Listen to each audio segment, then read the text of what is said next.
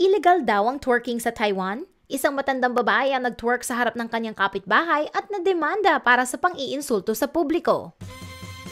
Ang 66-year-old na si Huang Yuru na galing sa Taichung, Taiwan ay never na nakasundo ang kanyang kapitbahay na si Chang Ilang. Madalas magreklamo si Huang tungkol sa isang tubo na nakaposisyon mula sa bahay ni Chang at umaabot sa ibabaw ng bubong ng bahay ni Huang. Ayon kay Huang, nakakasira daw ito ng kanyang feng shui. Ininsulto di umano ni Huang si Chang noong Hunyo matapos maaksidente si Chang.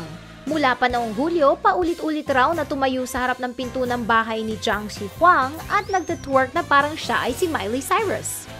Hindi huminto sa gawaing ito si Huang hanggat sa dinemanda na siya ni Chang. Ayon kay Chang, isang panggugulo sa kanyang buhay ang pag-twerk ni Huang. Ayon kay Huang, siya ay nagsistretching lamang at nag-e-exercise. Pero ayon sa prosekusyon, ang pag-twerk ni Huang sa harap ni Chang ay simbolo ng pagsasabi ng FU at si Huang ay nakasuhan ng paggawa ng public insults.